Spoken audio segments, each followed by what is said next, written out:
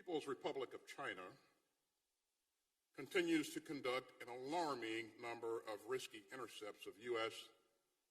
and allied aircraft flying lawfully in international airspace.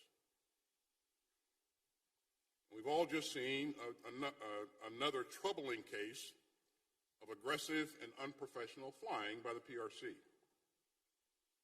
So we will support our allies and partners as they defend themselves against coercion and bullying. To be clear, we do not seek conflict or confrontation, but we will not flinch in the face of bullying or coercion. Now, all of this is especially important in the Taiwan Strait.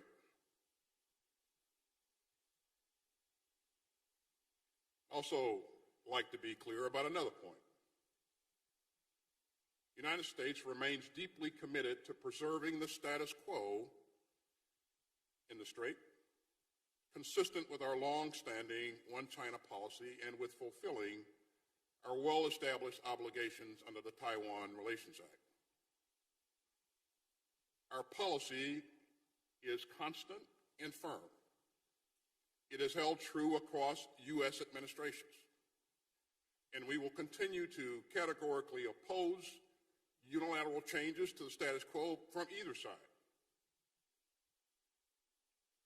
I'll also highlight that conflict is neither imminent or inevitable. Deterrence is strong today, and it's our job to keep it that way.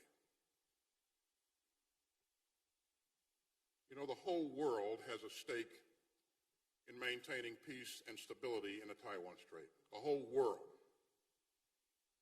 The security of commercial shipping lanes and global supply chains depends on it.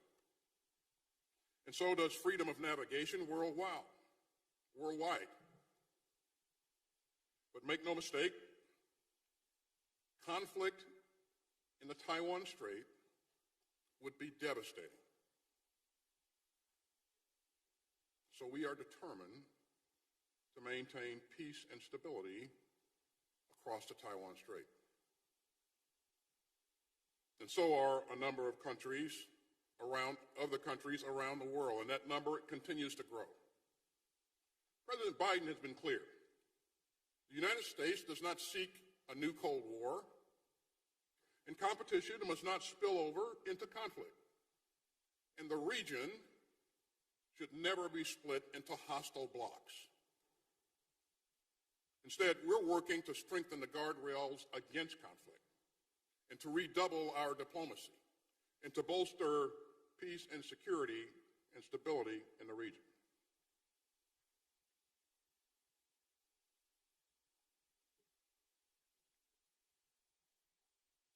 The United States believes that open lines of communication with the People's Republic of China are essential, especially between our defense and military leaders. For responsible defense leaders, the right time to talk is any time. The right time to talk is every time. And the right time to talk is now. Dialogue is not a reward. It is a necessity. And a cordial handshake over dinner is no substitute for a substantive engagement. And the more that we talk, the more we can avoid the misunderstandings and miscalculations that could lead to crisis or conflict.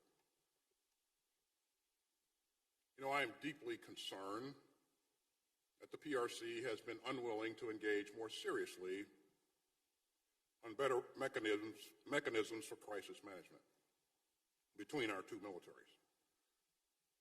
But I hope that will change, and soon. I've said it before, and I'll say it again.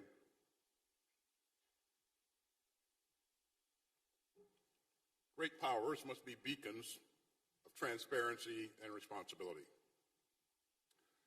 And the United States is deeply committed to doing our part and we are determined to keep this region open, peaceful, and prosperous.